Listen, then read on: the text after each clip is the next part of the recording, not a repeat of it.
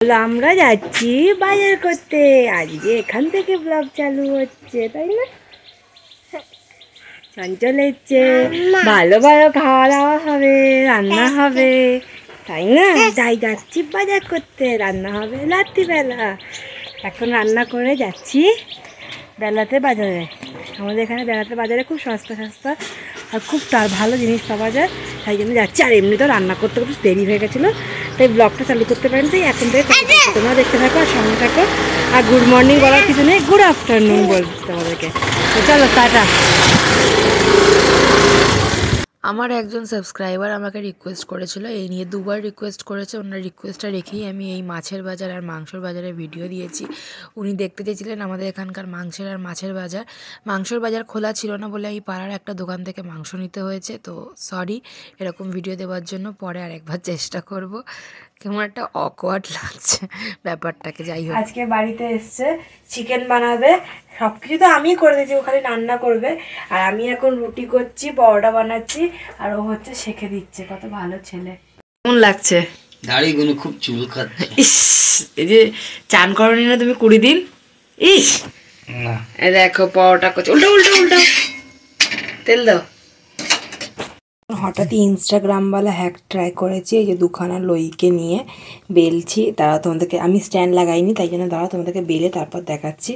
এ দেখো দুখানা লই আছে, ইনস্টাগ্রামওয়ালা হ্যাক। আমি একসাথেই করে নিয়েছি, তোমাদেরকে প্রথম থেকে দেখাতে পারলে ভালো হতো, তারা বেলে দেখাচ্ছি। তো একটা ছোট আর একটা বড় রুটি হয়েছে, এবার দেখি এটা না খোলে কিনা।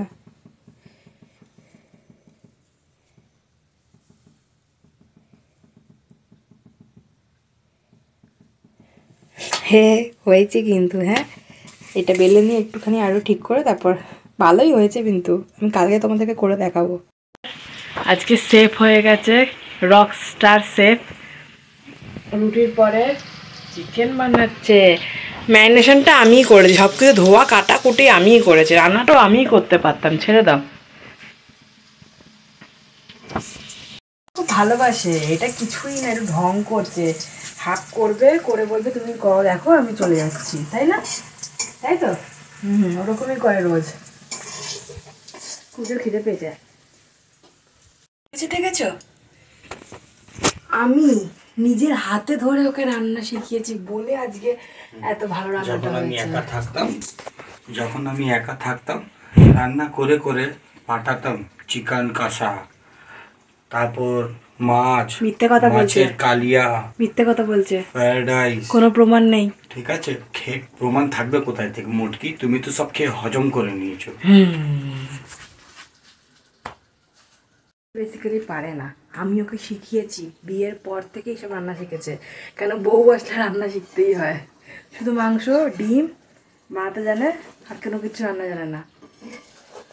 কিন্তু না, সত্যি কথা বলতে কি রান্নাটা কিন্তু বেশ ভালোই হচ্ছে। রান্না করতে করতে চঞ্চলকে, মানে আমার বরকে হঠাৎ করে কেউ কামড়ে দিয়েছে। কুমফুর ভাই, ভুসলির ভাই, পুসলি, যাই হোক, হট করে না কামড়ে দিয়েছে। তো দেখো তোমাদেরকে একটা জিনিস দেখাচ্ছি, রান্না করছে মাঝে মাঝে বিগড়ে যাচ্ছে।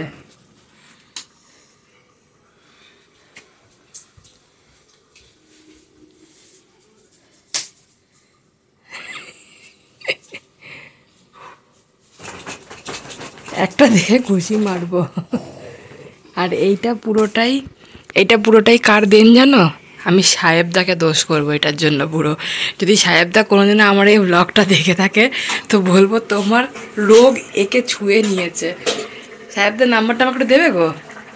হ্যাঁ কি গো, কি এই বেশি ঝাল হয়ে গেলে মা খাবে না। কি বাজে মাংস বানিয়েছে, ছি ছি ছি ছি ছি ছি।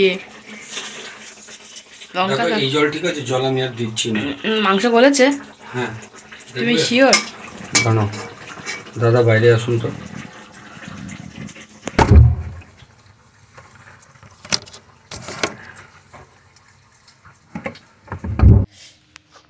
এখন আমি খেতে বসেছি, এ দেখো এও খেতে বসেছে, তাকাও।